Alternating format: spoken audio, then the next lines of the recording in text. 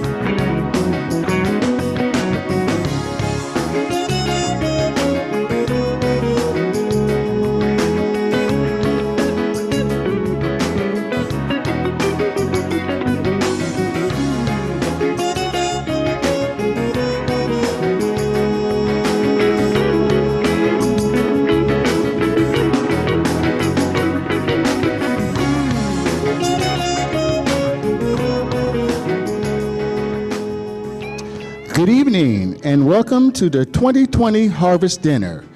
And now I'll present our Master of Ceremony, Sister Breon Scott. Good evening. Welcome to our 2020 Harvest Dinner. I know we say Harvest Dinner and you see there's no dinner, but it's a pandemic, so we are improvising. My name is Breon Scott, and this is my co-host, Robin Thompson. Thank you all so much for being here, being with us.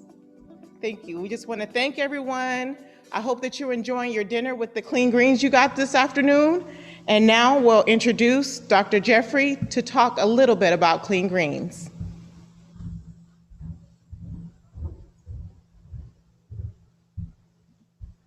Welcome to our program tonight.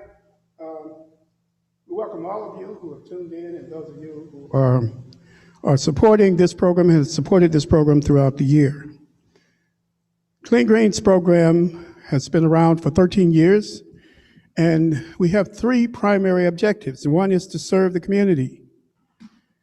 We feel that it's our honor to serve the community by bringing healthy food into the community and to serve all of you with this food. Tonight, you'll see some of the food through our slides and some of the people who are working and who have worked so hard to make Clean Greens a success, not just this year, but in the previous years. I want to thank Breon Scott, who is our new director of Clean Greens Farm Market. And I want to thank Robin, who is her assistant director. They will be working hard next year to make sure that Clean Greens continues. You'll be meeting later on in the program our farmer, Tommy Willis, and others who are key to making this program a success. So we want to serve you. One of the second things we want to do is we want to inform you. Clean Greens, through Clean Greens program, we want to inform the community about the food supply and how contaminated it is, about the GMOs and the chemicals that we're eating every day that are destroying our bodies and destroying our community. So we want to inform you. We want to let you know that there is opportunity to create good food alternatives. Good food alternatives. And that's what we're trying to do here at Clean Greens. And the final thing, we want to try to save lives, especially during COVID. This year we gave all our produce away free, and we thank you for your participation. We thank our CSOs, we thank our CSAs. That's why I'm not the director. We thank our CSAs, and we thank all of the people who have participated in making it possible for us to give this produce away. We believe in the coming years that we will give the produce to you free of charge, but we need those of you who can afford to become CSAs, to become sponsors of this program. We think it's a vital program, it's important to our community, and so thank you. Thank you for tuning in, and we hope that the years to come, Clean Greens can just get better and better and better. Thank you, Breon.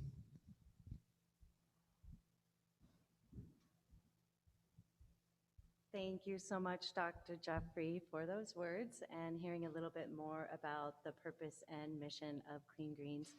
It is an honor to be here. Again, I am Robin, and I have the pleasure of introducing our next speaker, one of the hardest workers on the farm by far, Tommy Willis. Thank you.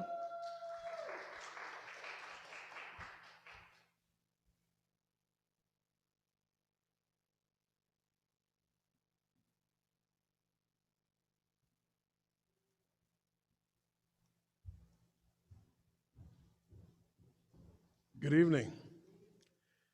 It's my pleasure to be here for your activities tonight, for our activities tonight. I've had the privilege being the farmer for Clean Greens for 12 years now, and I've enjoyed every minute of it. However, this year was a little bit different. We were without my good friend Lottie Cross. I'm sure that Lottie would be pleased to know that we did another bang-up job this year. So I want to thank everybody that helped out, especially all the volunteers that came out and work with us. I'd also like to extend this invitation for more folks to become volunteers. It's, you know, if you don't have the ground or the space to participate in farming and growing produce, you've got it with Clean Greens. Just come out and help us out. Thank you very much.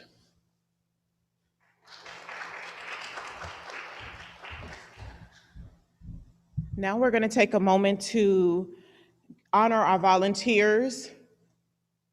We're going to have their name go across the screen. So we want to thank you.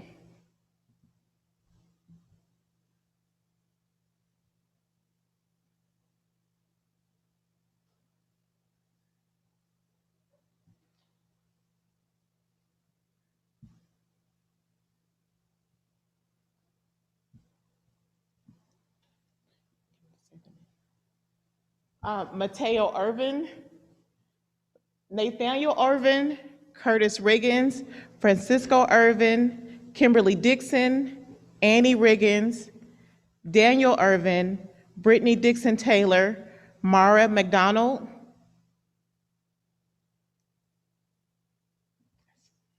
that's all I got?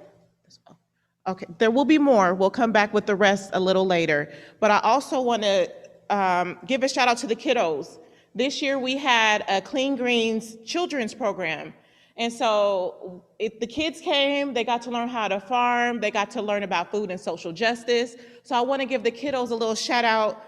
So Susan Jeffrey, Samara Jeffrey, Christian Scott, Zoe Scott, Coriel Scott, Naomi Humans, Christopher Shaw, Caleb Silman McIntosh, Raquel Jones, Luea Jones, and Jaira, we thank you for Clean Greens. We appreciate all your hard work in participating in our Clean Greens youth program.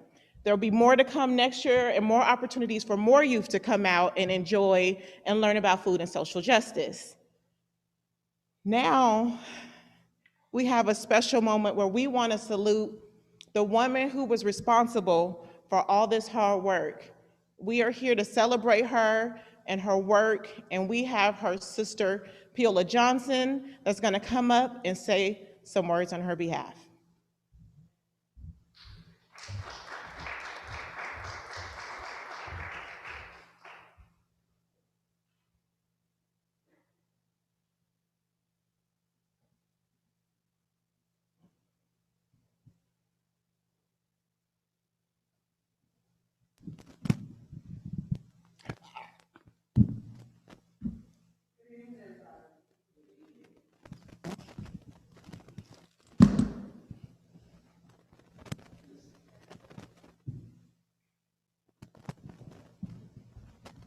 Go ahead.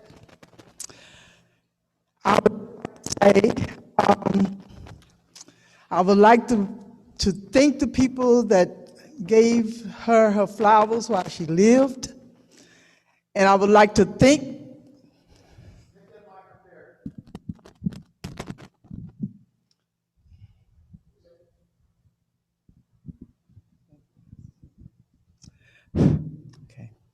I would like to thank the people that gave my sister her flowers while she lived. I would like to also thank the people that gave her flowers even though she was not here. They still honored her in many, many, many different ways. And I just personally want to thank you from my heart. I don't know how she would have handled this virus because she was a worker. She was a hard worker. And so I know her. We've been knowing each other since 76 years. So I remember when we grew up. I'm going to tell you a little bit of stuff about her and where she came from and why she did what she did. We were raised on John Norman's plantation, way back in the woods. And all we had was what we raised, and what we had always had bread on our table. We never suffered for nothing. We were happy with whatever our mom and dad gave us. But they brought us up to love each other. Lottie was the 8th child of 12 children. 10 girls, 2 boys. We had so many in the family that we had friends in the family, so I was her friend. That's why I'm in Seattle right now. I came to take care of Lottie. So we would go to church. We had to be in church every Sunday morning. There was no other choice, and my mom and dad only went to 4th or 5th grade, but they were still very wise and very knowledgeable people, and they loved God very much. So they never worried about where the next food was going to come from. I always wondered how they fed 12 children, but they did. So we worked hard. My mom taught us, no matter what you do, where you go, whoever you're around, you love and stick together. You love each other. Stick to each other so one can't fall without the other. We were taught when we were coming up to always support the pastor and his wife and his family and take care of them. There was nailed into our head. At that time, we didn't understand it because we were young. But it grew on us to, we was upset because he would come by all the time and eat the best part of the chicken. So we didn't like that very much at the time, but we learned to love to take care of the pastor and his family. That's why we do what we do now. I know sometimes that Reverend Jeffrey probably didn't even understand why we did what we did. But once she told us when we were young, once a job is ever begun, you never leave it until it's done. Be the labor great or small, do it well or not at all. It grew up in our heads. It's in our heads right now. It was in her head when she passed away. So I couldn't let her fail, and she wouldn't let me fail. So this is what we did. This is how we took care of each other. Just a little stuff about her and why she did the things she did. We would sit in at the symposium, and when he did his speech, we would find out what vision he wanted to carry for the year. And she would pick one, and I would pick one. But I love to cook. So I decided that I was going to do the breakfast every Sunday morning, or every third Sunday morning. She picked up that she was going to help with the farm and the director. I said, the farm? You never wanted to work on the farm when we was on the farm. So why you picking the farm? She said, well, it's not the same kind of farm. And I knew then what she was talking about. Now she's free to do what she wants with the farm. And so I said, whatever you want to do, I'll do the best I can. My knees are bad. I can't do some of the things that I want to do. I said, but I can drive out there and I can do whatever I can to help you do what you want to do. One more little thing, when she came to the directory, I thought she had a little bit too much, but I didn't dare say very much because she was 2 years older than me. So she said, I think I want to help with the directory. Okay, she did that directory. 2/3 of the people did not pay for their scripture in that directory. But she refused to not let that directory fail, so she would pay everything she needed to keep that directory going. Okay, when I found out about it, she called and told me, tell me everything. I had different opinions about her because we had different personalities. Her personality was mild and calm. Mine was wild and crazy. So she had to calm me down a whole lot, but that was always on her side because we were taught to teach, to stay with each other and love each other. So she called me one morning. She said, Pete, she said, I just about got enough money to pay to get the directory edited up and stuff. So she said, all I need now is about $3,000, but that ain't gonna take me long to get it. And I thought if maybe you could do some hamburger sales and do that. I said, okay. I said, anytime you need me, let me go.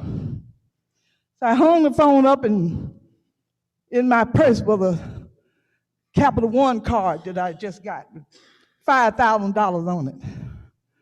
So I took it out, got in the car, I drove over there. I said, come go with me. She said, where we going? I said, we're going to pay the editor to finish this book. I said, I know I don't have to do it, but whatever you want to do, whatever I set out to do, I want to bring the Williams brothers here. Okay, let's do it. That's the way we stick together, and that's the way all families should be. Stay together. That one can't fall without the other one.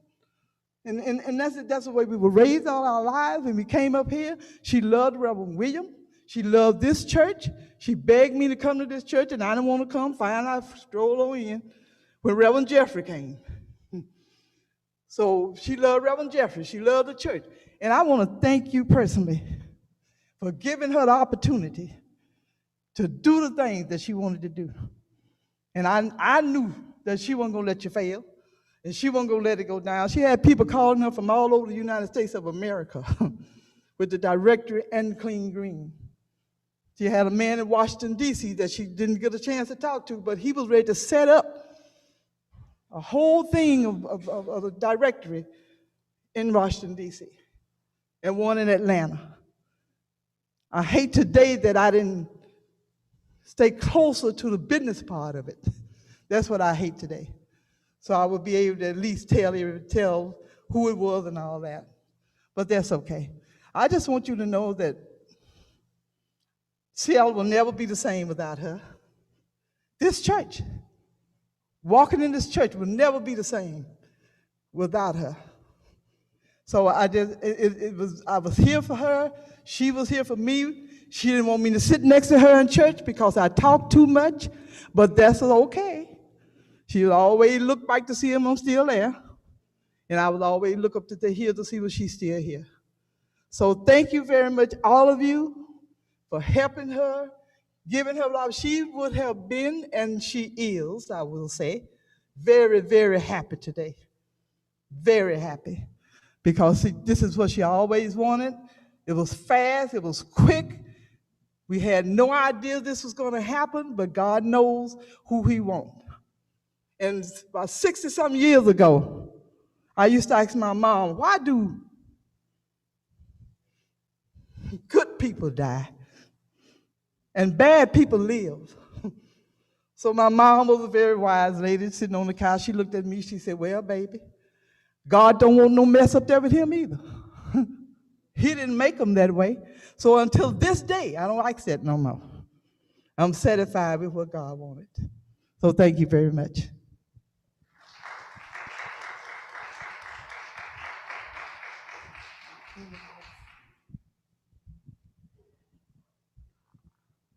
I met Lottie when I was a young girl. I've known her my whole life. And, sorry, when she passed this year, I was trying to rack in my mind, like, Lottie, how is this even possible? But when I think about all the work, how kind she was, all the work she did, how she helped everyone, she made everyone feel special, like she was hers. Like, you couldn't tell nobody that Lottie didn't mean anything special to you, but she spread herself and she carried it with grace. But when she passed, and it was so unexpected, and I thought about all the stuff she did, I was like, her death will not go in vain. And I will step up and help any way that I can. And so I've been volunteering, and now I'm the Clean Greens director. I have some big shoes to fill. But I am here, I'm committed, and I am ready to do the work. And in honor of Lottie, we are now going to start calling this the Lottie Cross Harvest Dinner instead of just our Clean Greens Dinner. A lot of things are going to be changing, but for the good and in honor of Lottie and the work that she wanted. And it kind of tickles me that we're about to do this because Lottie was so humble. So to make this fuss about her, I just think she's just tickled up in heaven because we're making this fuss about her. But in honor of Lottie, we're going to start giving out an Ani Cross Award. And so can I have my co-host come up here? This first year, we're going to be honoring one of our most dedicated, besides our farmer who has worked so hard in the fields, and we appreciate you, Tommy. We're going to honor Mary, our volunteer coordinator, who gets all the volunteers together, gets everyone out at the farm, lets us know where we're needed and how many is needed, how many bags of food we need, and she comes in and she helps us. So this year, we're honoring. And the award this year is for Mary Van Bronckhorst. She did so much work.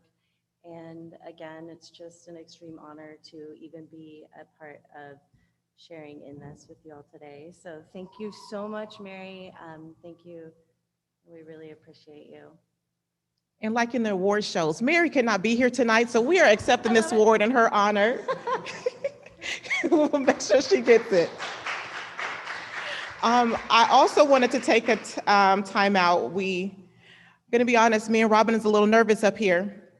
And I'm not gonna rename all the volunteers because there's a list and we really thank you, but we will put your name on our social media, on our Facebook, on our Instagram, and on our Twitter. So follow us. But we do have 2 volunteers that we're going to say a few words. So do we have Garrick and Amanda Dabbs ready in queue?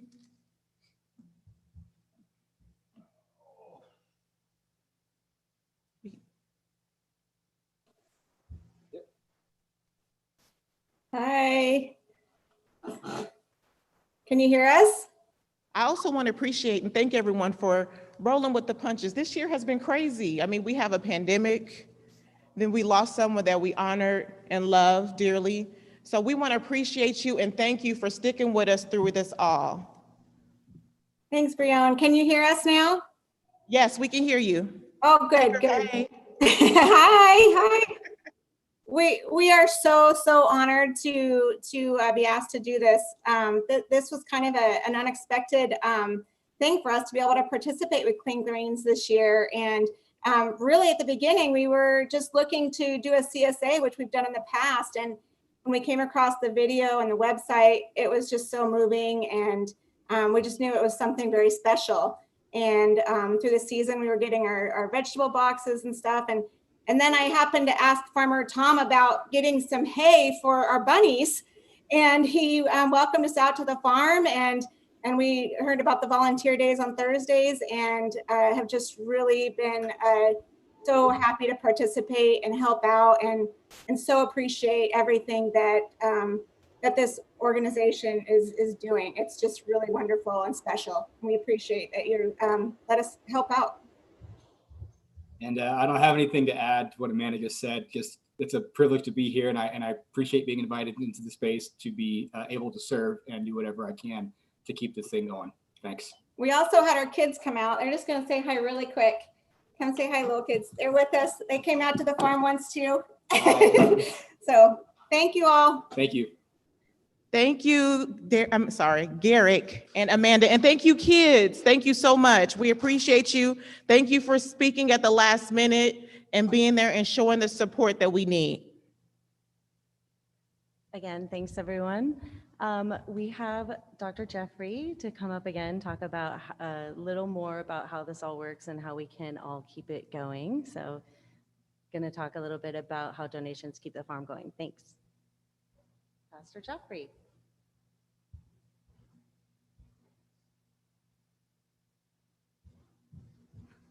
Before I do this, we have Janelle. Janelle's going to come up and she's going to show you what we did this year and in pictures. Janelle is our photographer and she's done a tremendous job. You're going to enjoy this. You're going to enjoy this. Janelle.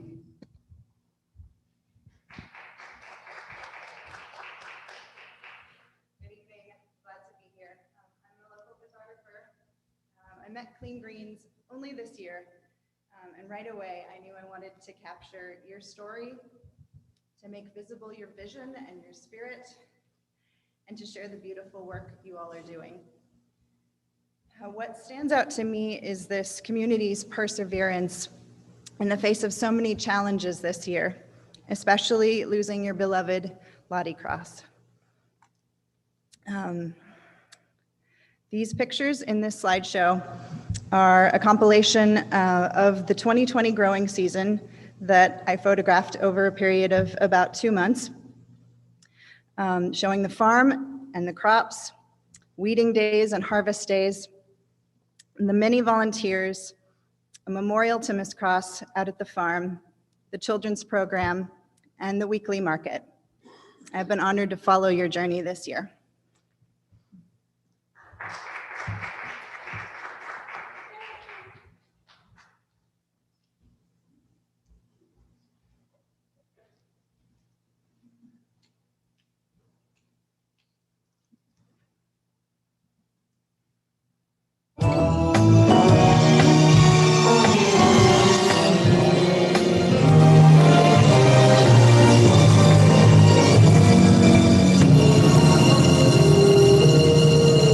I was born by the river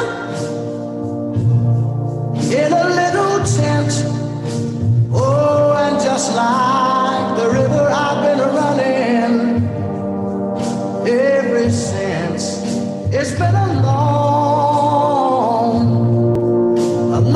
time coming, but I know a change gonna come. Oh, yes, it will. It's been too hard living, but I'm afraid to die. 'Cause I don't know what's up there beyond the sky. It's been a long time coming, but I know a change gonna come. Oh, yes it will. I go to the movie and I go downtown.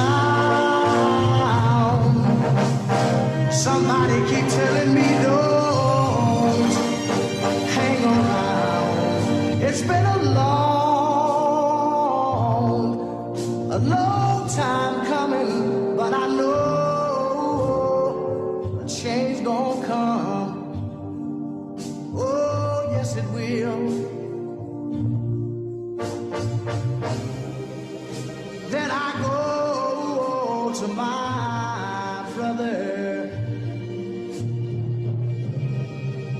and I say, brother, help me please.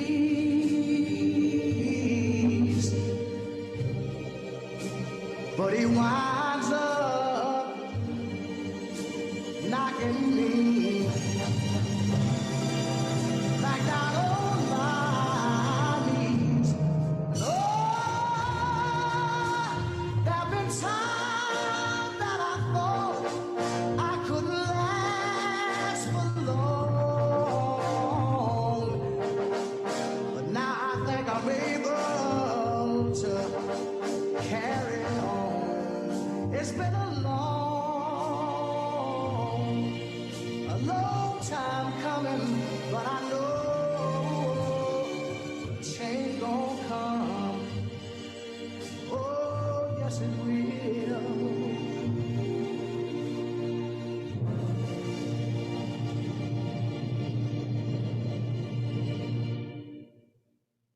I got loyalty, got royalty inside my DNA.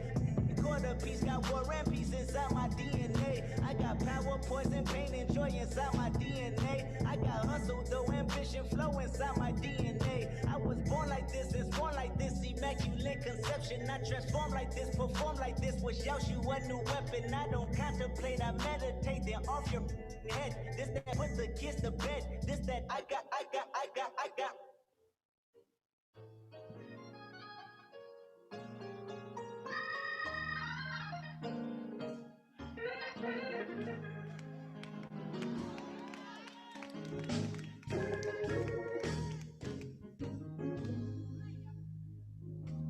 I cannot make a word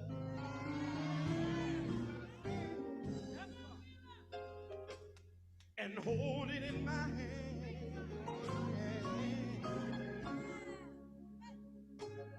Cannot take the lightning,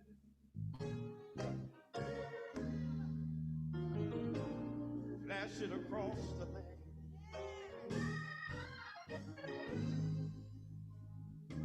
I cannot take a piece of clay and mold it into man, but I have a father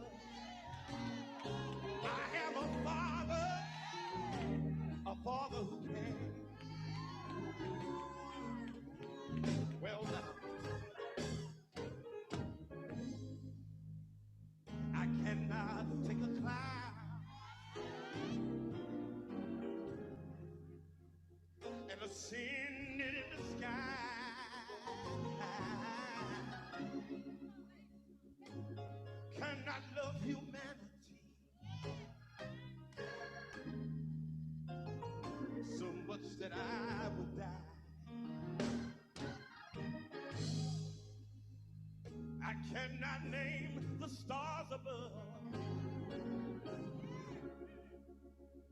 or count the grains of sand, but I have a father.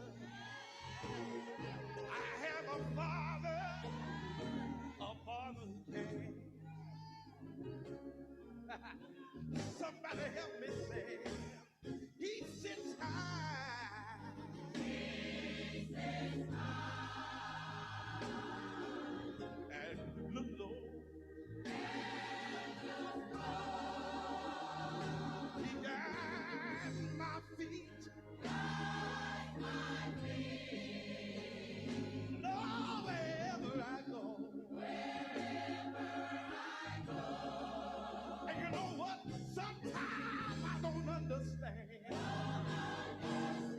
Oh, but I have a father. I have a father. Hey, I want to say it one more time. He sits high. He sits high. And you know, you're looking down low. He got my feet. Yeah, wherever I go. And right now, sometimes I don't understand. I don't understand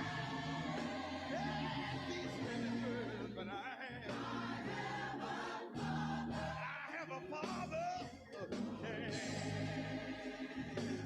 Oh, and when I don't understand, sometimes I don't understand these tears in my eyes. I have a father. He walks with me. He talks with me. But sometimes I don't understand. Hey, I have a father. He rocks me in the midnight hour. Hold my hand. Hey, sometimes I don't understand.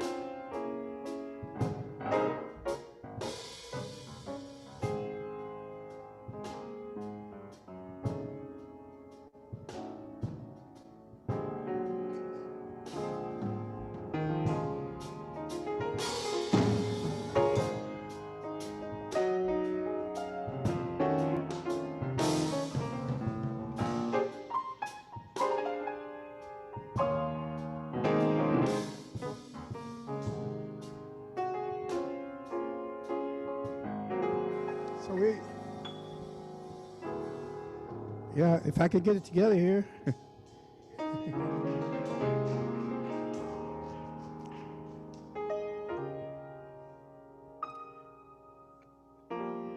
We want to thank Janelle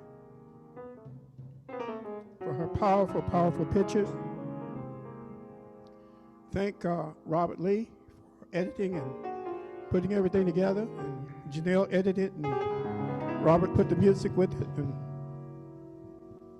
thank all of you for tuning in. I want to ask those of you who can to give at this time. We have Cash App on our Facebook page and Venmo.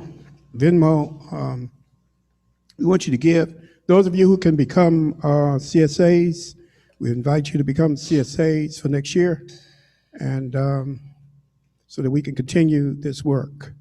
Thank all of you, and So I want to just take time for you to give, and I'm going to ask Jason, who is here now, to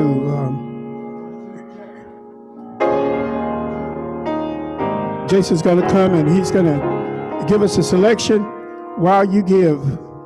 Take this time to write a check. You can send it to 116 21st Avenue, Seattle, Washington, 98122. 116 21st Avenue, Seattle, Washington, 98122. Thank you. Jason. Everybody say blessed, blessed, say blessed, blessed, I say blessed, blessed. Whoa, say blessed, blessed, blessed, blessed, blessed. We're blessed, we're blessed, we're blessed. We're blessed in the city, we're blessed in the field, we're blessed when we come and when we go. We cast down every stronghold, sickness and poverty must cease, for the devil is defeated. We are blessed, everybody's blessed, blessed, blessed, say blessed, blessed, we're blessed,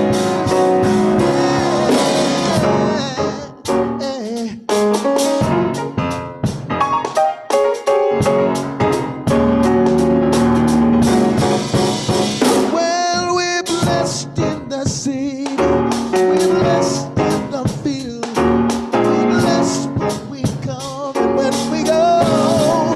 We down every stronghold, sickness and poverty must cease, so the devil is defeated. We are late in the midnight hour, God's gonna turn it around. It's gonna work in your favor, yeah. Oh, late in the midnight hour, God's gonna turn it around. It's gonna work in your favor, yeah. Late in the midnight hour, God's gonna turn it around. It's gonna work in your favor. We're blessed, we're blessed, we're blessed. We're blessed in the city, we're blessed in the field, we're blessed when we come and when we go.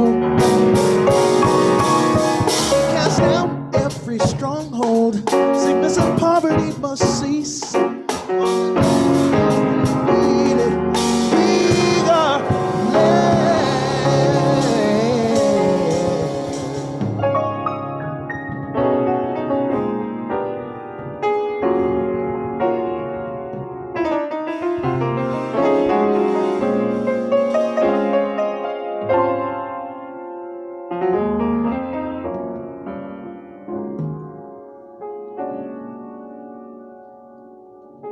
We have two more volunteers to speak and tell us about their experience with volunteering. We just want to thank our volunteers who are taking time out to speak and let us hear from you.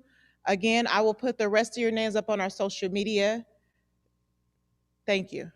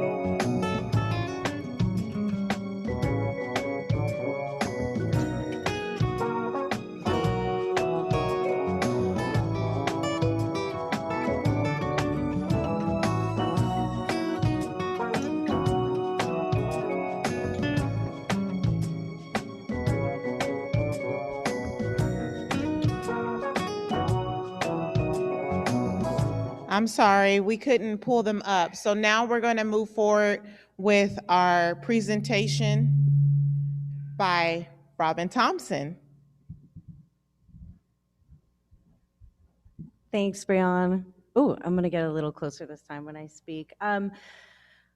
Again, I am so honored to be here, especially to learn even more about Lottie. I got to go to the farm so many times and really feel her spirit, and the legacy of what she's been building is so magical, and hearing how far the mission goes is amazing. And I want to speak a little bit about CSAs. I definitely have experience with CSAs, and I'm just really honored to be able to help out here. I'm about to say, I promise, I got some stuff. It's even on my phone. So thank you for asking, what is a CSA?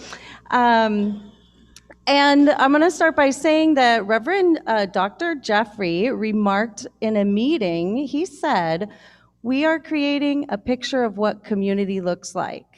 And within the framework of the Clean Green CSA, I couldn't agree more, and it was exciting to hear. Community-supported agriculture. That is what CSA stands for. These programs are not exactly new. Buy a farm share of the harvest and receive weekly bounties. We love it. It's so great. What is new and novel about Clean Green CSA is our shared experience in this present moment. Our shared experience made up of everyone involved. Our current participation and collaboration in Clean Green CSA, together creating our picture of what community looks like through all of our eyes and hearts and hands. A little more about it. CSA members are essential and vital to the operation, just as the farmers, workers, and volunteers are essential and vital, just as the land and water and sun are essential and vital. So pre-season, we all enter into an agreement, a commitment. CSA members provide financial backing for the farmers to plant and prepare the land, and the farmers agree to continue growing great food. The earth and the sun also do their part. We collectively share in the risk and the bounty of whatever Mother Nature brings. So you, CSA members, provide a guarantee when it's bountiful, as it most definitely has been. Clean Greens will always have people to grow for, bodies to nourish, and communities to co-create. And like Dr. Jeffrey said, there's a lot of people that are getting helped that aren't just members of the CSA. In fact, that is like the entire purpose. So again, another reason it's essential and vital. Most importantly, as CSA members, you believe in Clean Greens and supporting the intentions of the founders. And as CSA members, you show with your investment that you value and trust Clean Greens to take care of the land and grow nourishing, healthy food. It is a shared value we all hold and comes with exponential shared benefits. Results are healthier communities. So we do thank you completely from our whole hearts for seeing this value and benefit, and for co-creating a shared vision of what community looks like. We thank you for being members and supporting the Clean Greens mission, and we thank you for enjoying the weekly harvest with us, because you definitely get that out of it. We most definitely look forward to growing again for you, so please continue your memberships. Make sure you stay in touch via our social media email lists. You can follow us all there and just reach out. Give us your email too. Go to the website, all of those things, so that when we're ready for signups, you're ready. And share the idea with your friends and family, and share the veggies and the produce with your friends and family, and let them know how to get involved. And let's continue this greater vision of what community looks like. Thank you.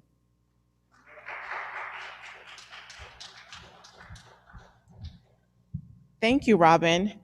With our CSAs over this year, we were able to feed over 500 families for free during the pandemic. And that's how much our CSA program means to Clean Greens.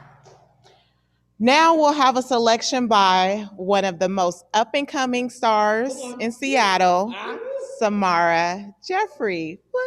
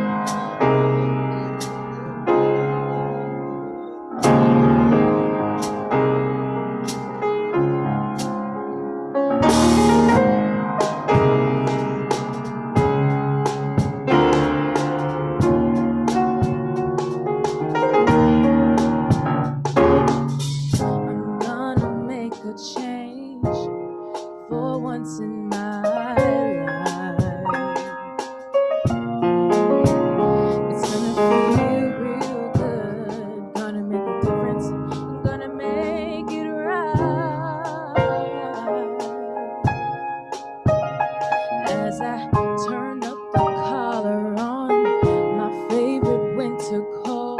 The wind is blowing my mind. I see the kids in the street with not enough to eat. Who am I to be blind, pretending not to see their needs? A summer's disregard, a broken bottle top, and a one-man soul. They follow each other on the wind, you know, 'cause they got nowhere to go. That's why I want you to know I'm starting with the man in the mirror. I'm asking him to change his ways, and no message could have been any clearer. If you want to make the world a better place, take a look at yourself and make a change. I've been a victim of a selfish kind of love. It's time that I realize that there are some with no home and not a nickel alone. Could it be really me pretending that they're not alone? A willow deeply scarred, somebody's broken heart, and a washed out dream. They follow the pattern on the wind, you see, 'cause they got no place to be. That's why I'm starting with me. I'm starting with the man in the mirror. I'm asking him to change his ways, and no message could have been any clearer. If you want to make the world a better place, take a look at yourself and make a change. I'm starting with the man in the mirror. I'm asking him to change his ways, and no message could have been any clearer. If you want to make the world a better place, take a look at yourself and make the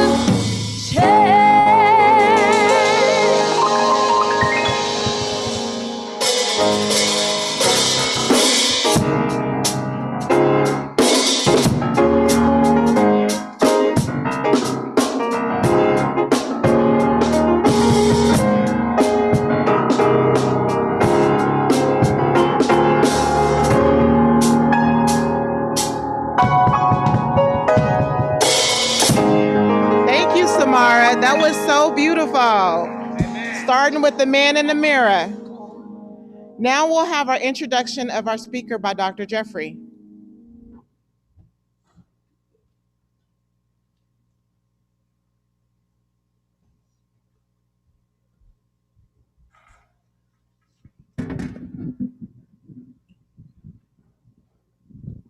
We're delighted tonight to have a tremendous person. I want to tell you a little bit about Mark. Mark, I'm gonna let me read his bio, and then I'm gonna tell you a little bit about my relationship with him. Mark Cohen is an associate professor of sociology and the chair of the Department of Anthropology and Sociology at Seattle University. He received his PhD from the University of Florida in 2002 as a social psychologist and gender and sexual scholar. He has studied a diverse range of topics, including young men's sexual decision-making, pathways of emotional recovery for victims of violent crime, and the appeal of a steampunk cultural scene. He teaches courses on social psychology, men and masculinity, and the sociology of food. He has his most recent project being conducted in conjunction with Northwest Harvest is investigating how food banks can provide more effective nutrition education to their customers. Having said all that, I met Mark, he was a CSA, he is a CSA, and he came a little late one time to pick up his CSA package. I remember that day, and so we went over and got his CSA package. I put it together for him, And then the next time I came to the stand, Mark was working. And I said, who is that? Somebody said, well, that's Mark. And I said, well, that's the guy that came to get his CSA box. Since that time, Mark was just a regular hard worker at the stand. He helped take care of our CSA files. He helped us monitor our CSA lists. And he's just become a good friend. He's a great, great person. And this is the kind of people that we meet when you deal with food in the way we deal with it. So it's a pleasure. He's speaking to us tonight, and I know he has something powerful and something relevant to say to you. So after this selection from Jason, I think I'm right, the next voice you will hear will be that of Professor Mark Cohen, Seattle University. Thank you, Mark.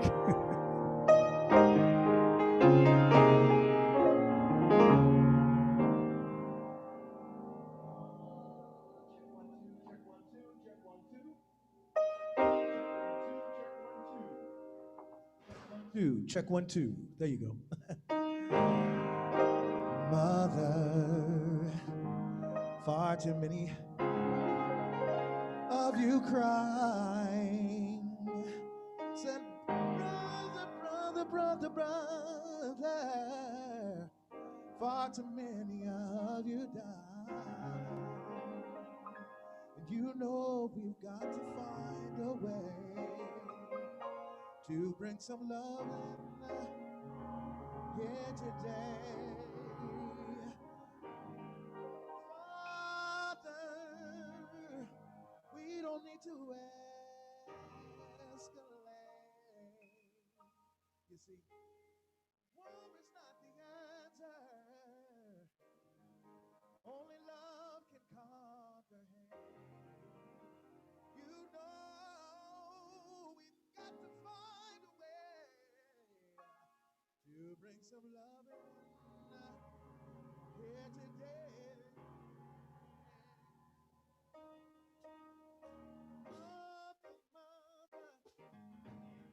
far too many of you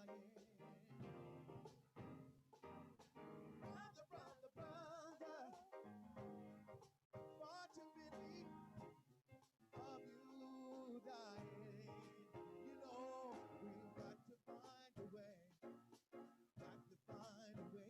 to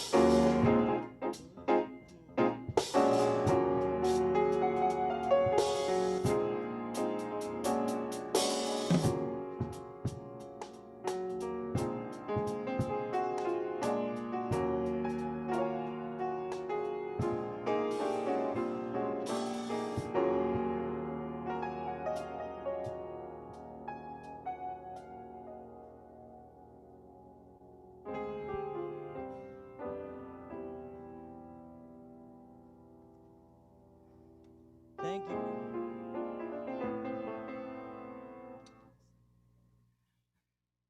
Thank you, Pastor Robert, for that moving introduction. I really appreciate that. I can't express effectively what an honor it is to be invited to speak at the Lottie Cross Harvest Dinner. I don't have a long history with Clean Greens. In fact, I'm so new to it, I never had the pleasure of meeting Lottie. But I have to say, after hearing everyone speak about her, especially her sister, and just feeling the love for her that's here, it's very moving, and I really can feel how she's a part of Clean Greens and how she's a part of this event tonight. But as I said, I'm new to Clean Greens, so if it's understandable if you don't know who I am, or if you're asking what qualifies me to speak to you tonight. Believe me, I've asked that question too. Pastor Robert has asked me to talk about what Clean Greens means to the community, and I'm going to do my best to do that. But first, I think it's important that I acknowledge what it's meant to me. So let me tell you a little bit about how I discovered Clean Greens, the work I've done with them, why I've done it, and how it fits into who I am more broadly. And then you can decide for yourself how much value to give to what I have to say. It's probably bordering on cliche these days for a white person like me to say I was deeply affected by the murders of Ahmaud Arbery, Breonna Taylor, George Floyd, Manuel Ellis, Tony McDade, and so many others, but it's true. Do we need a new mic? Hold on.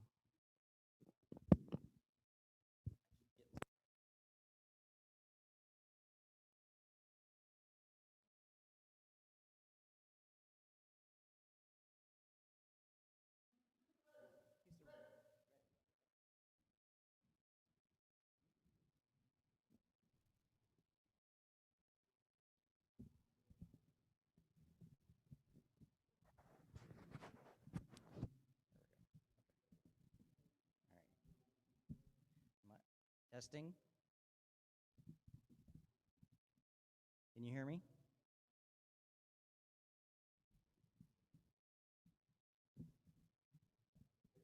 Are we good? We going? Okay. Am I starting over? Okay, Groundhog Day. We're starting again. This is good. I like it. Okay. Can this come off? There we go. Okay.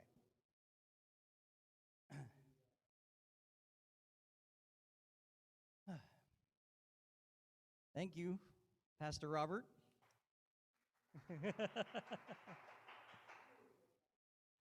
Thank you, Pastor Robert. I really appreciate that introduction. I was really moved by that. I can't express effectively what an honor it is to be invited to speak at the Lottie Cross Harvest Dinner. I don't have a long history with Clean Greens. In fact, I'm so new to it that I never had the pleasure of meeting Lottie, but hearing everyone talk about her work, especially hearing her sister pay tribute to her, I was very moved, and I just feel how she's a part of Clean Greens and how she's a part of this event tonight. But as I said, I'm new to Clean Greens, so it's understandable if you don't know who I am, or if you're asking what qualifies me to speak to you tonight. Believe me, I've asked that question too. Pastor Robert has asked me to talk about what Clean Greens means to the community, and I'm going to do my best to do that. But first, I think it's important that I acknowledge what it has meant for me. So let me tell you a little bit about how I discovered Clean Greens, the work I've done with them, and how it fits into who I am more broadly. And then you can decide for yourself how much value to give to what I have to say. It's probably bordering on cliche these days for a white person like me to say I was deeply affected by the murders of Ahmaud Arbery, Breonna Taylor, George Floyd, Manuel Ellis, Tony McDade, and so many others, but it's true. Not that institutional racism and police violence against people of color were new to me. Just a few years ago, I worked with one of my students on a project to examine the role of media reports in normalizing this violence. But the events of May convinced me that I wasn't doing enough. I was too easily accepting the privilege as a white person of not facing racism as the daily terror that it is. And though I could talk effectively about race in America, for a white guy at least, I was personally living a far too segregated life. I wanted to put my money where my mouth was, challenge myself to eat better, more varied foods, and I wanted to break down some of the walls with which I had become too comfortable. And that's how I found Clean Greens CSA. Now, let me pause here because I don't know if everyone is familiar with how CSAs work, although I think Robin covered it pretty well earlier, probably better than I will. But just briefly, CSA stands for Community Supported Agriculture. Community members pay for a subscription to a local farm like Tommy's in Duval, and each week they receive a batch of produce from the farm. The money from the subscriptions helps support the farm, and in the case of Clean Greens, it also supports the tables where Clean Greens offers no-cost produce to those who need it. So, I joined the CSA, and on the first Saturday of July, after walking around the area of 21st Avenue and Yesler Way like an idiot on multiple occasions, I finally found the distribution area in the parking lot.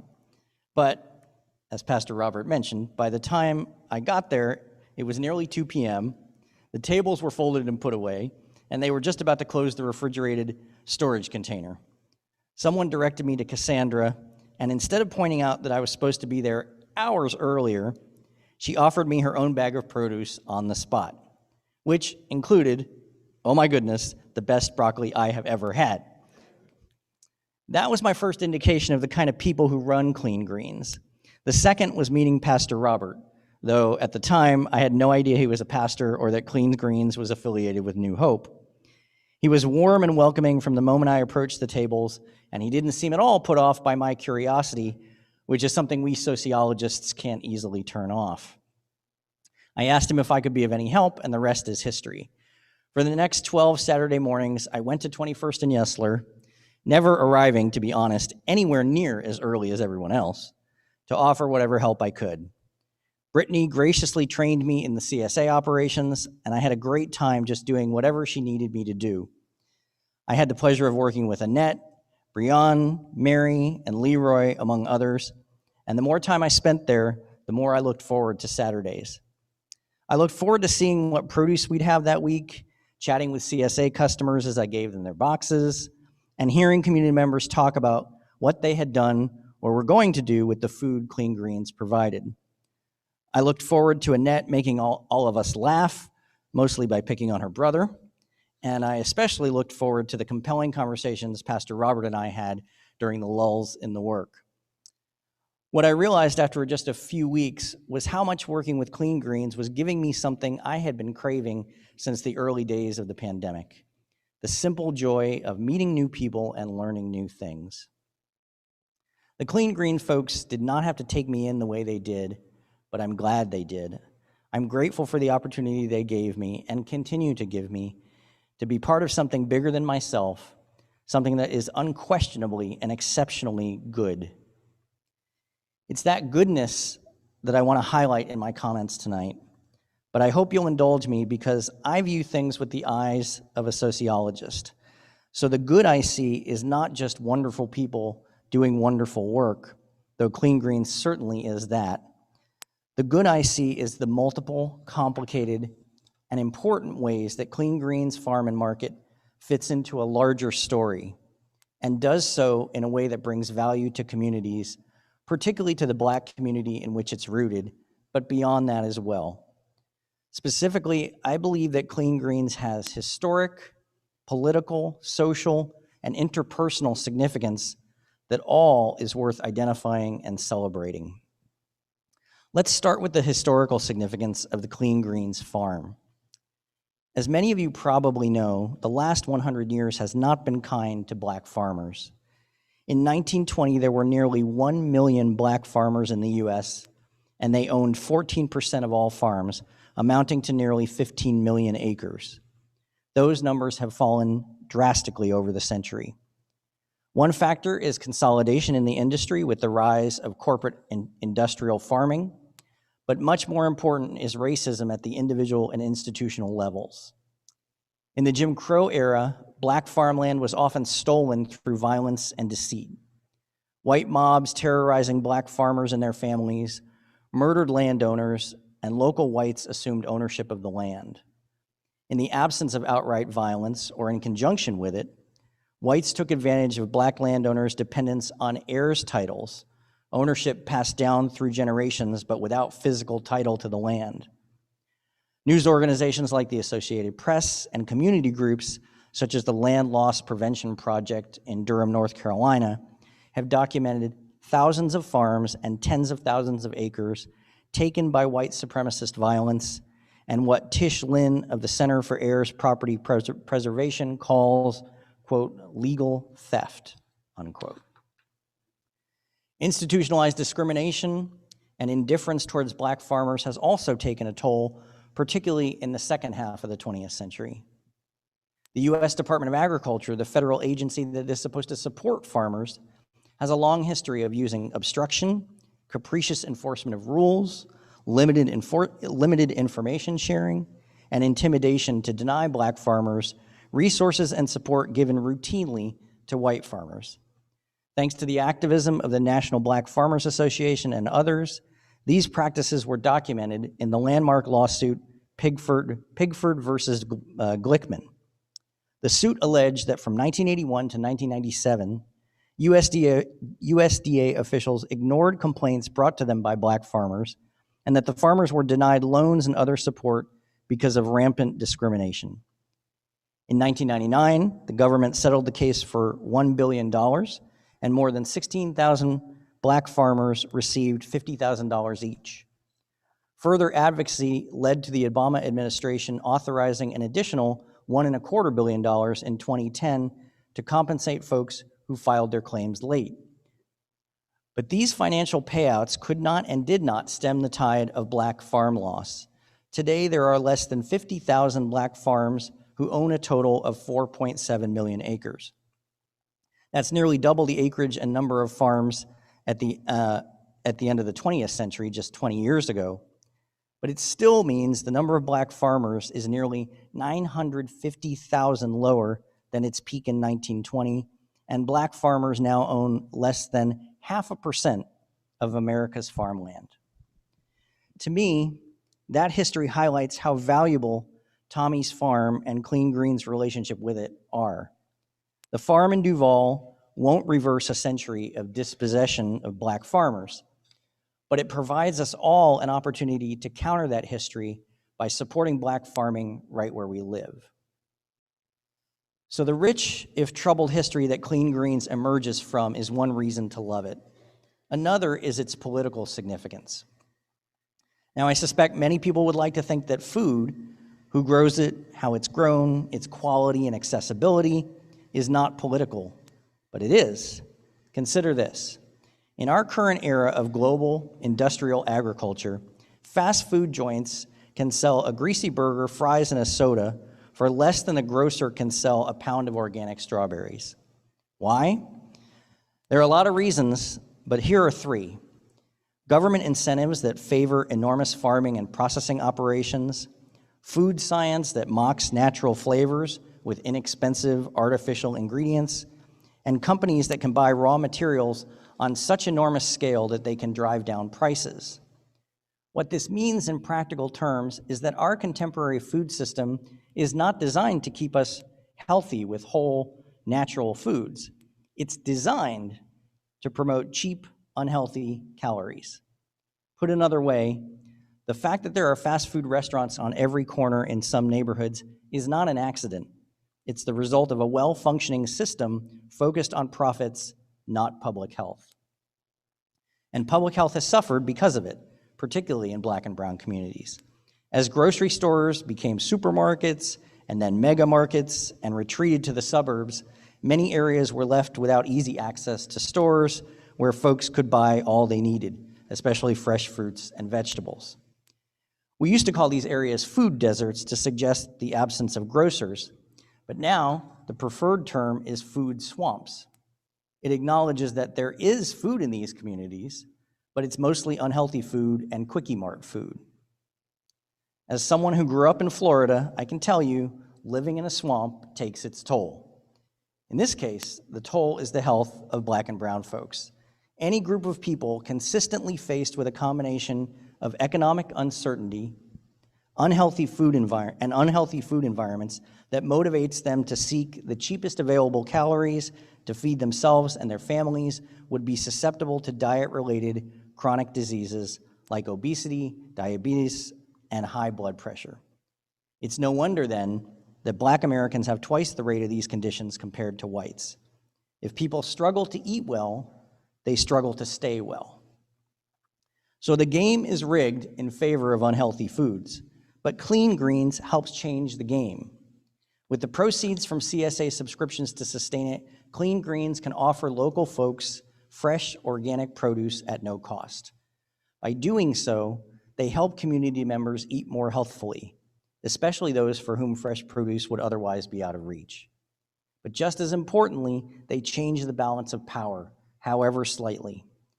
Instead of companies and interests that aren't invested in the local community deciding what food is available for Seattle's black folks, Clean Greens allows you and your friends and neighbors to have a say. But I think the political value of Clean Greens goes even deeper than that. For all Pastor Robert's vision as a leader, which I have no doubt is significant, he and Lottie and others are not the first to recognize the problems with the contemporary food system. When other smart people raised the alarm about that system, a movement, the food movement, or the alternative food movement, sprang up in response. You might be familiar with some of the movement's prophets, like Michael Pollan, the author of The Omnivore's Dilemma, and Marion Nestle, who wrote Food Politics. They encouraged people to eat farm to table.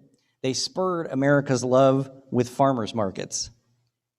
Quote, eat only foods that will eventually rot, and don't get your fuel from the same place your car does, Pollan said.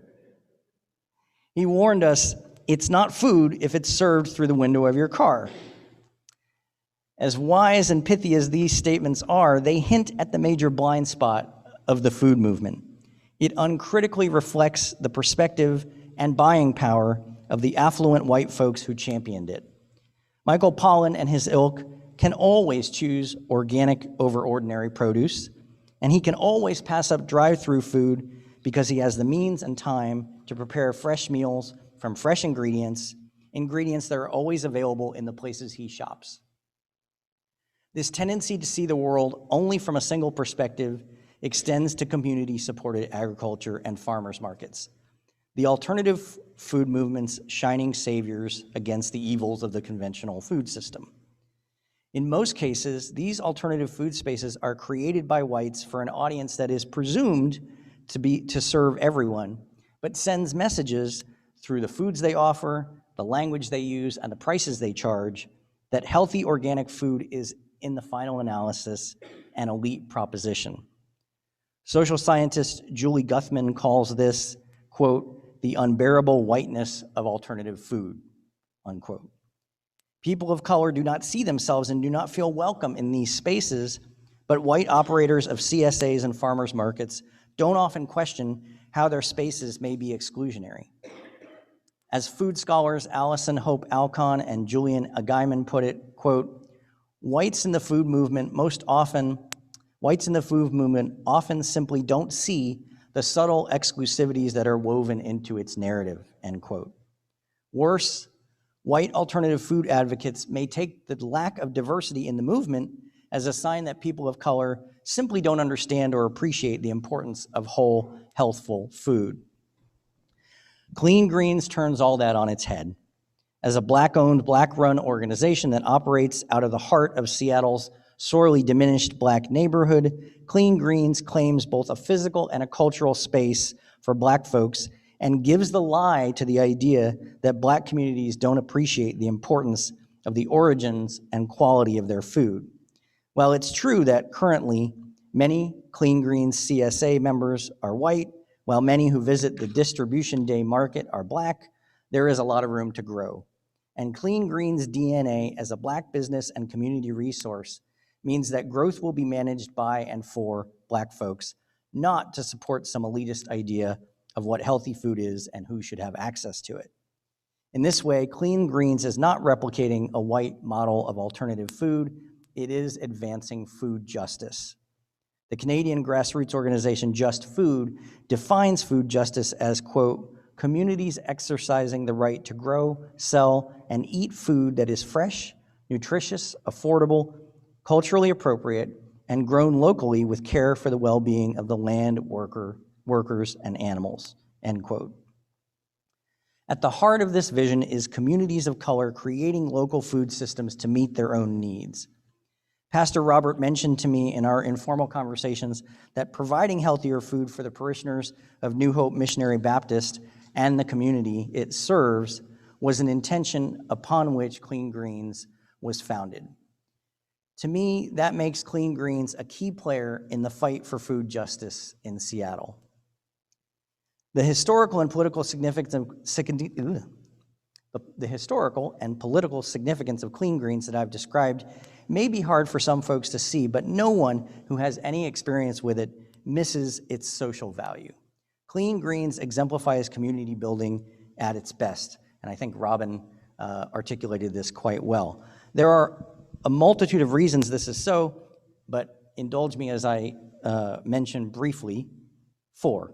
First, Clean Greens supports the community by making sure that everyone who needs it has access to healthy food. By using the proceeds from the subscription CSA service to support distribution of food to those of limited means, Clean Greens lifts up everyone. Second, providing healthy food to people helps them strengthen their immune systems. When that benefit is spread across a group of people, an entire community raises its resistance to disease. This value of Clean Greens could not be more important than it is right now, with the pandemic raging and taking a disproportionate toll on communities of color. In part, I would say, because of the cumulative negative health effects of the profit-driven conventional food system I mentioned earlier. While the federal government and many state and local governments spent the summer downplaying or aggravating this health crisis, Clean Greens provided one homegrown social support that folks could count on. A third way Clean Greens bolsters community is by allowing people to know and trust where their food is coming from. The food in supermarkets seems to magically appear there, and most of us don't think about the long, sometimes globe-spanning journey it takes to get there. But with Clean Greens, folks can pick up their produce from the CSA or the distribution day market, talk directly to Tommy and others who've been on the farm, and even make plans to help out there themselves. Finally, Clean Greens provides a social bridge between Seattle's Black community and other folks. It's not a revelation to anyone that even in supposedly liberal and racially conscious Seattle, we remain remarkably segregated. By inviting others, particularly white folks, to invest in the farm and its operations through the CSA, Clean Greens becomes a point of interface between different groups. And the Clean Greens model of depending on a single produce pickup site in the Central District, rather than delivering, as some CSAs do, means folks don't just invest their money. Once a week, they are meeting and talking, however briefly, with folks who would otherwise be strangers. These points of contact are so important because of the new, often unexpected social ties they can inspire. My own experience with Clean Greens is a case in point, but it's far from the only one. I want to be sure to add, though, that this cross-racial community building is of a particular type. It centers Black expertise and the health of the area's Black community, and that is critical. At a time when well-meaning white folks, myself included, are eager to be active in the movement for racial justice and reconciliation, Clean Greens gives us the opportunity to practice something at which, collectively, we have plenty of room for improvement: supporting and following Black leadership. It's because I'm sensitive to not wanting to put a white face on Clean Greens that I was hesitant to be the one to give this talk.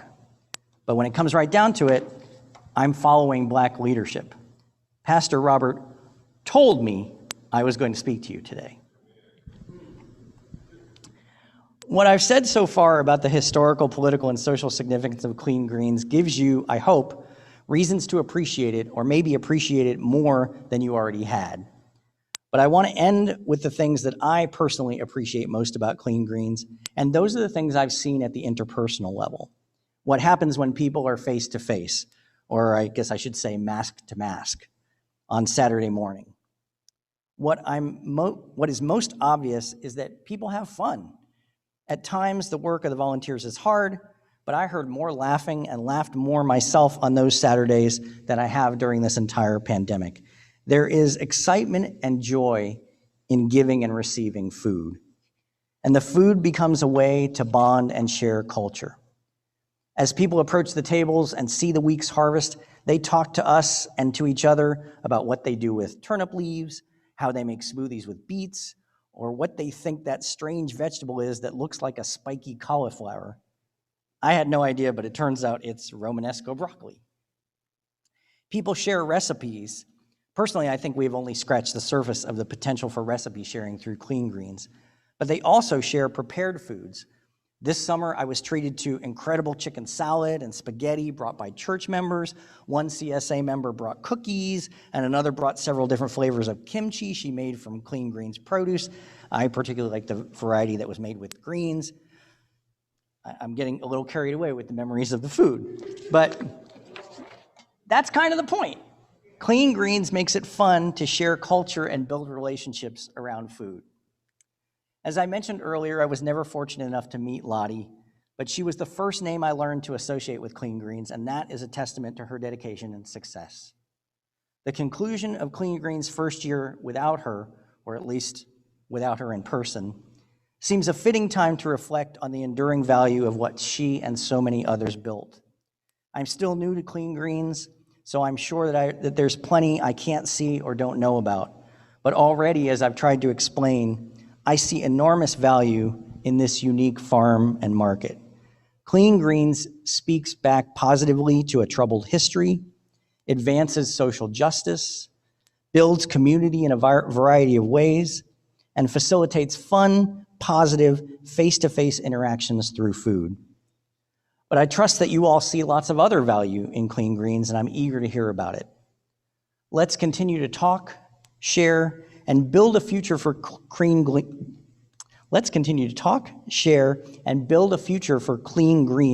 that would make Lottie proud.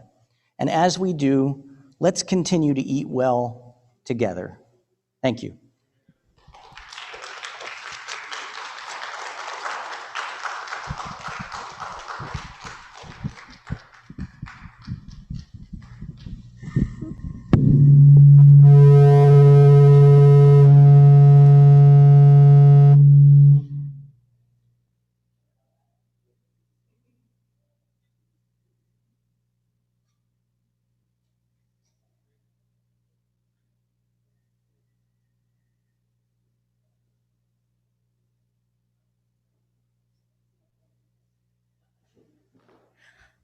Thank you, Mark, for your words. Really, really good. Really, really good. Thank you. It's been fun with us talking via email. We both were nervous, and your speech was really good. We appreciate it. Sorry for that moment.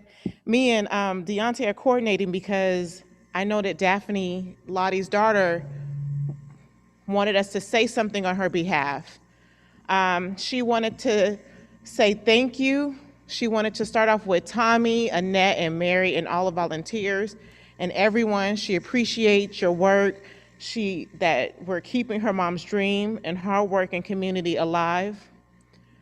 This is a beautiful tribute, and she is sure she's looking down on a huge smile on her face tonight. So thank everyone. And now we'll have closing remarks from our Executive Director, Dr. Jeffrey.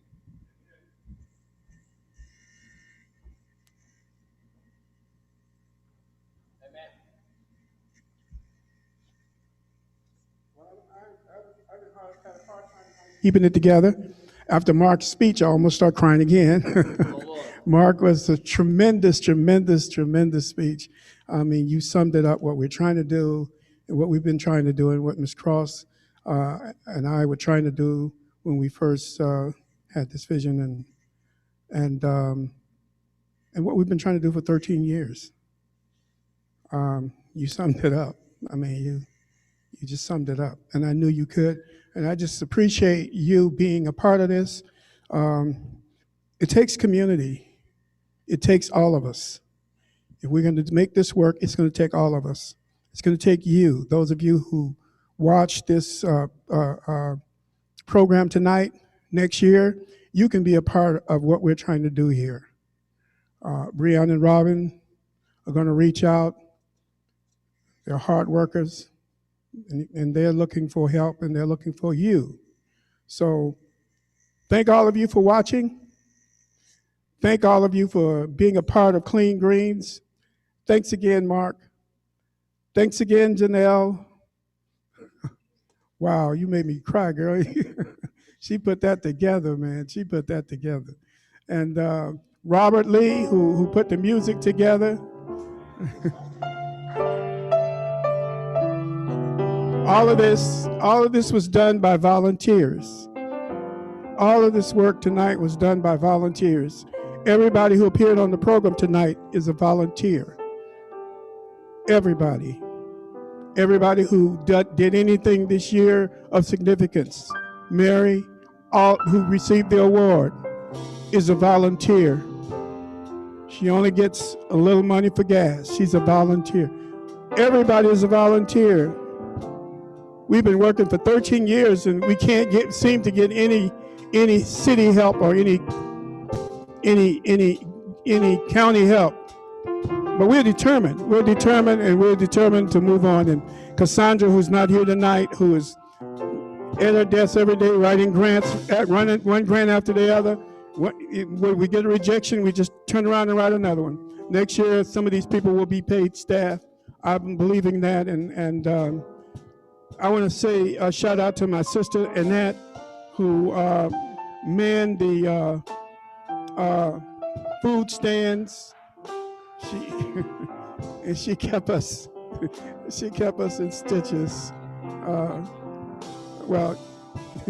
So I want to thank her, and I want to thank again Piola, who was always around to support and always there and to let us know that when we were doing right and when we were doing wrong. Thank you, Piola. Thank Tommy. Tommy is the hardest working farmer in the Washington state. He works his farm, and then he works the land that we lease for Clean Greens. He's just a hard-working man.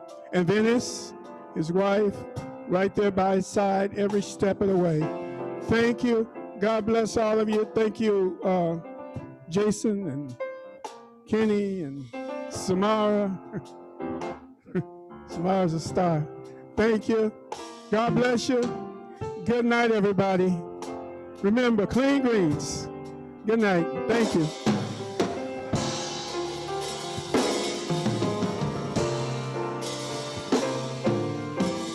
Don't go yet. Samara's going to sing one more song, and wherever you are. This is going to be a crowd participation song. So at the end, we want everybody to stand and join hands, and we're going to sing it together.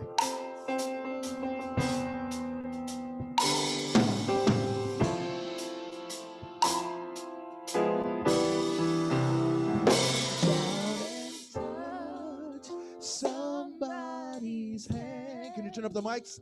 Make this world a better place if you can reach out.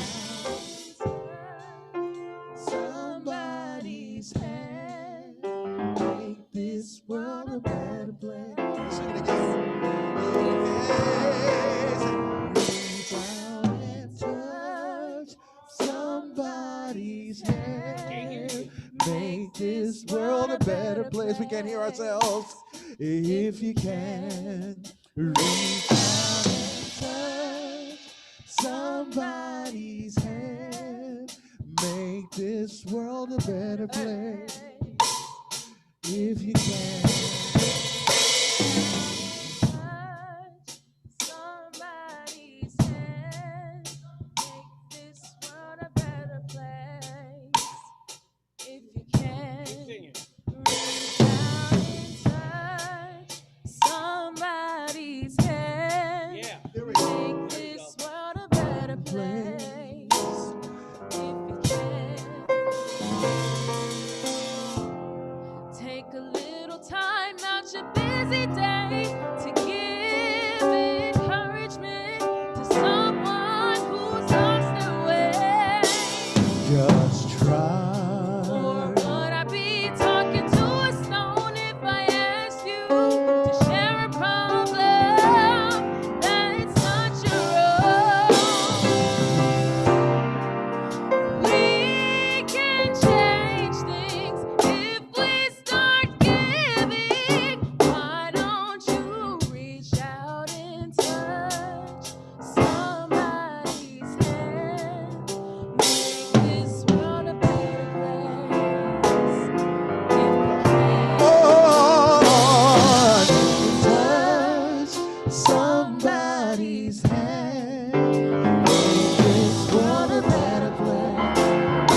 One more time. Everybody sing. Reach out and touch somebody's hand.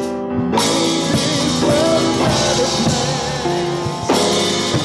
If you can.